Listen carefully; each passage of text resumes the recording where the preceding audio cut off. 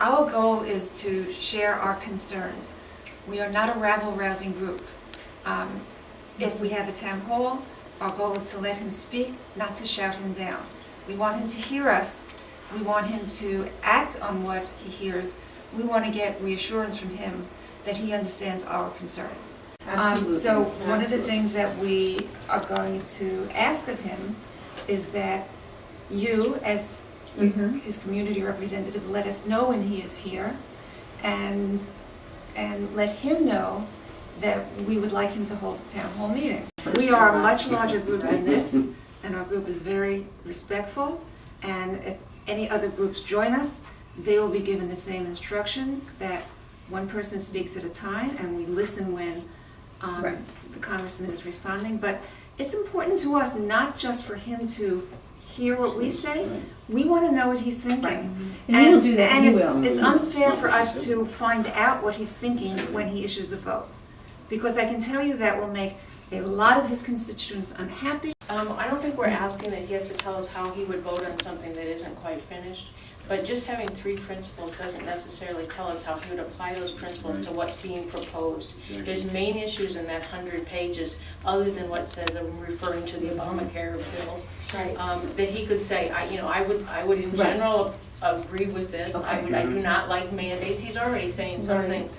And I think we have a right to know before he goes in there and votes for something, because once he's voted on it, it's kind of too late.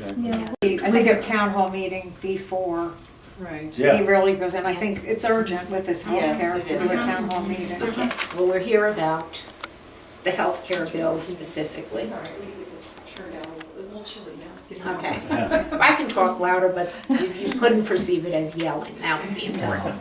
Okay, because we're concerned about the people in the villages, which has a large percentage of people older than 60.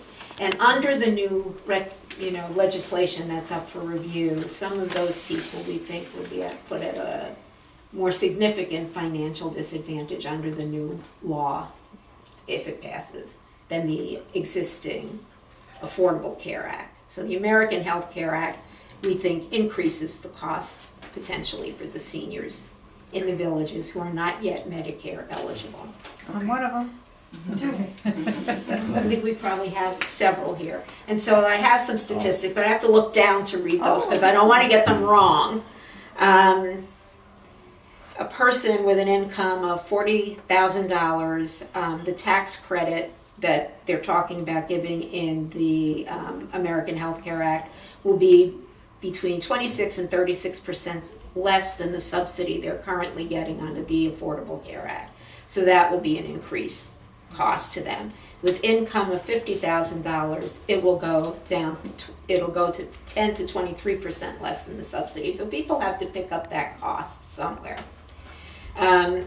Also, under the newer law, I'm going to get them confused. The American Health Care Act, 60-year-olds can be charged 5 times more for premiums than a younger person, as compared to 3 times more under the current existing legislation. So these are concerns for people in the villages, many of whom retire here thinking that they have affordable health care. That goes away. Then what do they do until they're Medicare eligible? That's a problem. And the other concern we have, without involving everybody and without having a mandate,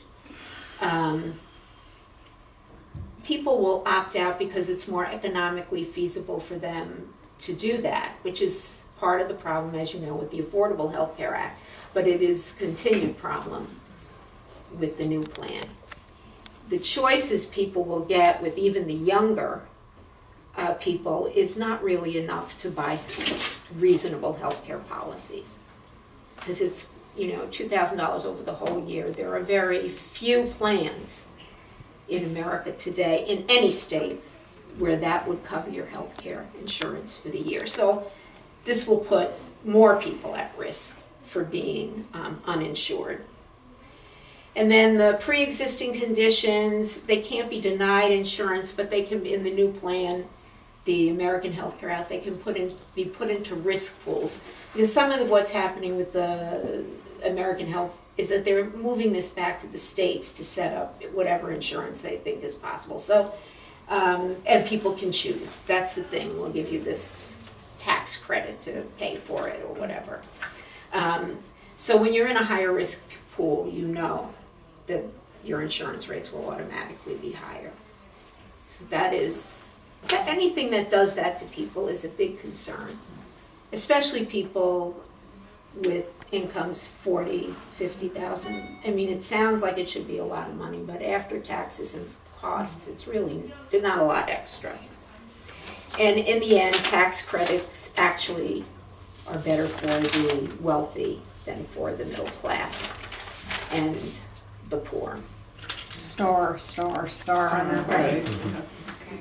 So this plan makes it easier for a wealthy person who can put resources aside to cover the high deductible plans at the lower tier and pay less than, say, an average person in this country, this county, this city doesn't have the resources to put aside $7,500 for their deductible, $20,000 for out-of-pocket maximums, and pay that.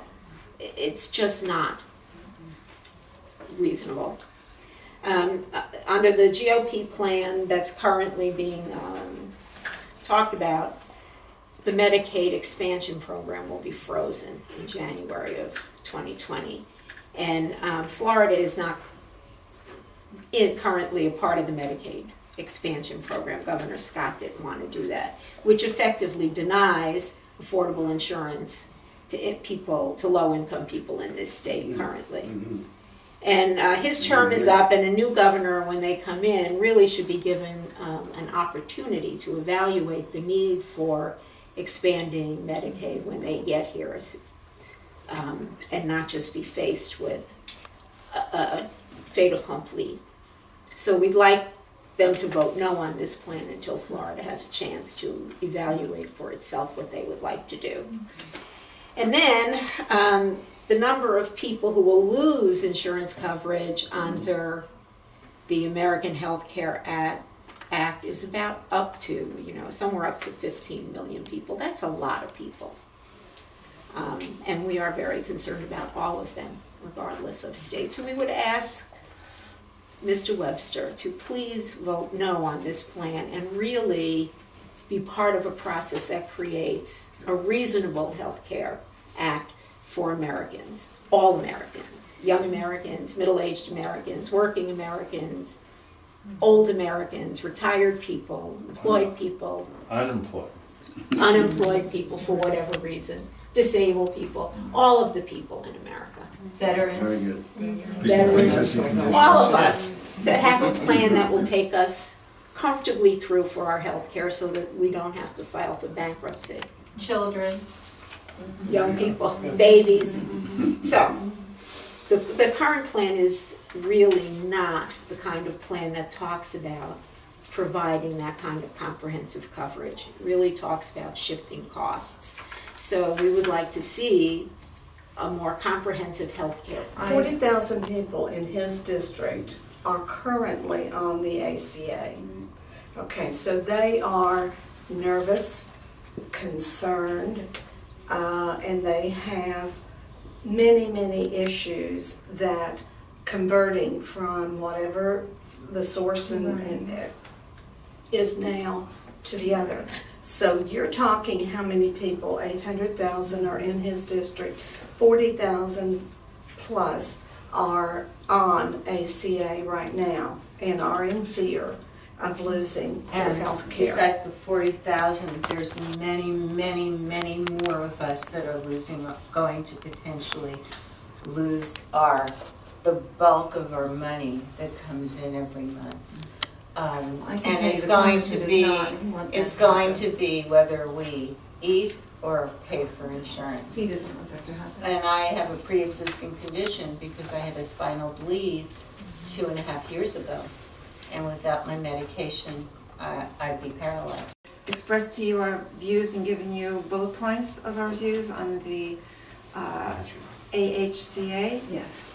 We have asked you to speak to Congressman Webster to see if a listening session can be set up Before the vote, okay. before the vote, and we have asked you to speak to the district director to Yeah. find out when he's going to be in the office, or an office that's closest to this, so that we can meet with We'll try to make him or her as everything well. local for you.